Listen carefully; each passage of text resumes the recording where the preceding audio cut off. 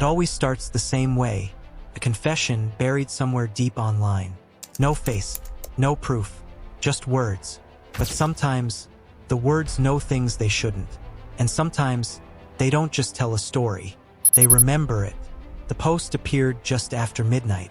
No username, no history, just a blank account and a single sentence. I didn't mean to kill them, but I know exactly where it happened. First, no one paid attention. Threads like this popped up all the time. People chasing shock value, inventing tragedies just to watch strangers react.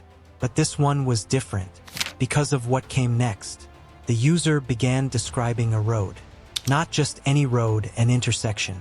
Quiet, residential, the kind of place where nothing ever happens. He described the flickering streetlight on the corner, a dented mailbox near the curb, a faded stop sign with scratches running down its side. Details so specific, they felt real. Then he wrote, there was a woman, young, maybe 19. She was holding a child. The replies started pouring in. Some accused him of lying. Others demanded proof. A few told him to delete the post before it got him into trouble. He didn't argue. He just kept typing. I was driving too fast. I don't remember how fast. Just that the road was empty, until it wasn't. He claimed it happened years ago, decades even, back when he was younger, careless, numb. He said he saw headlights swerve in front of him, another car cutting too close. He jerked the wheel, lost control, and then, I saw her turn around. That line made people pause, because he didn't describe panic. He described eye contact. She looked straight at me, not scared, just confused, like she didn't understand why I was there. According to him, she ran, still holding the child. But the street was uneven, cracked pavement, loose gravel near the curb. She tripped. That was the moment everything went silent in the thread. Even the trolls stopped.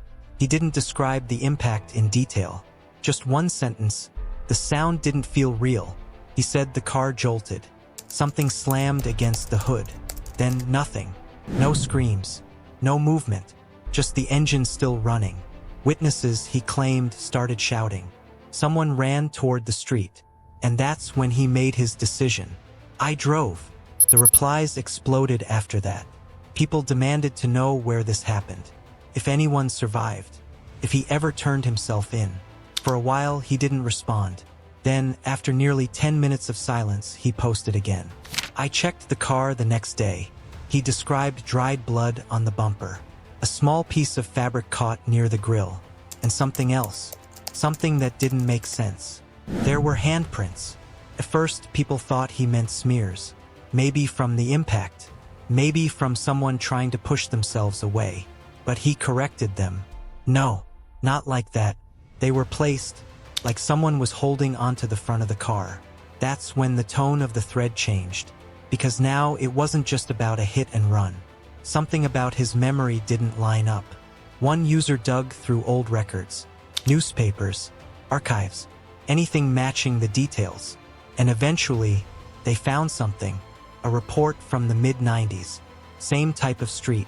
Same kind of accident. A young mother. A child. The mother didn't survive.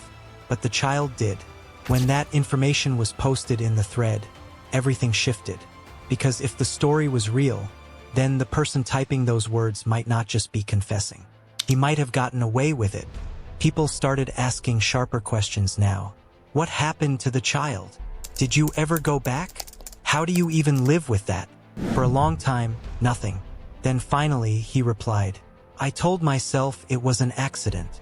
I told myself I couldn't have stopped it. I told myself it wasn't my fault.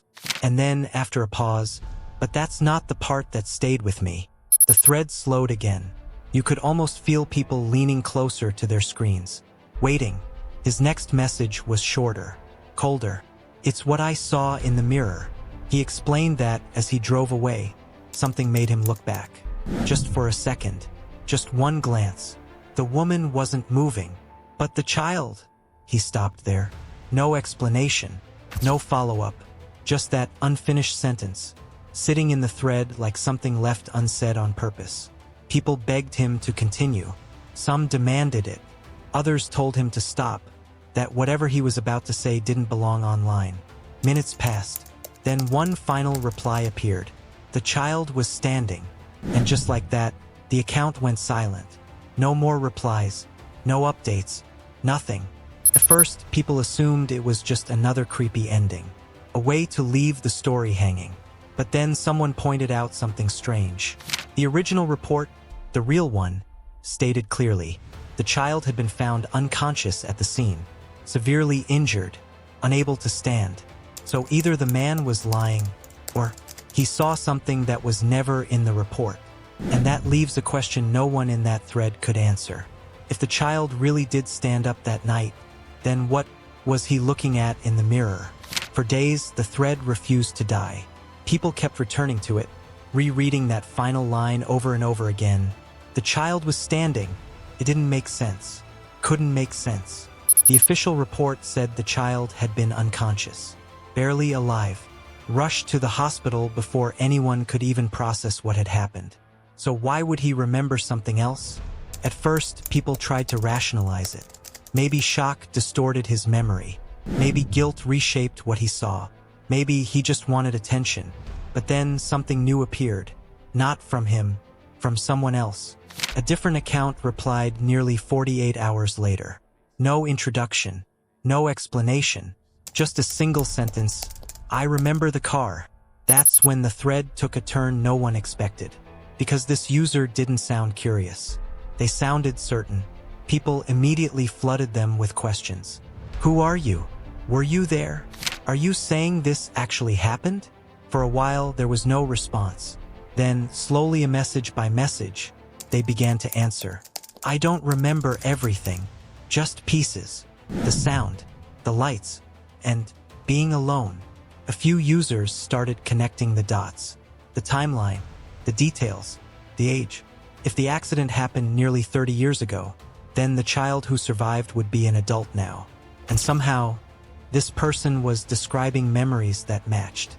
They said they grew up being told it was a miracle they survived, that they were lucky, that whatever happened that night should have killed them too. But there was always something wrong with the story.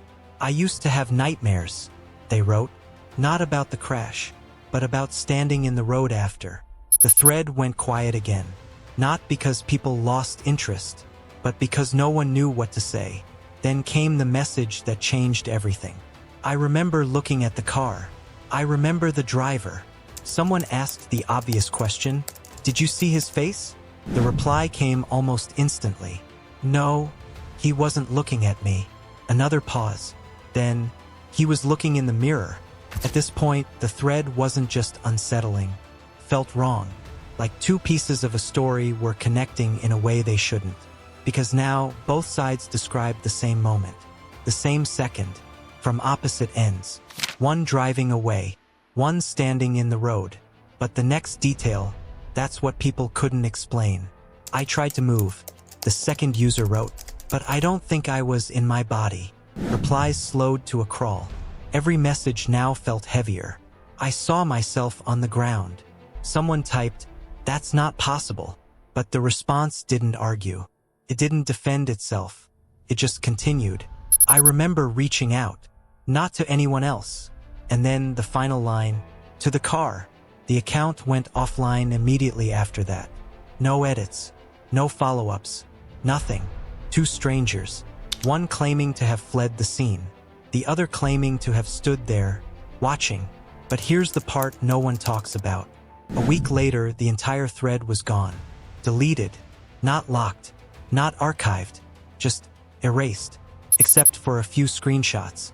Fragments of something that shouldn't exist. And if you look closely at those images, you'll notice one last detail people missed the first time. The timestamps. Both accounts. Posted at the exact same seconds. Every message. Every reply. Perfectly aligned. As if they weren't two people at all. But one memory, trying to remember itself from both sides. And the worst part?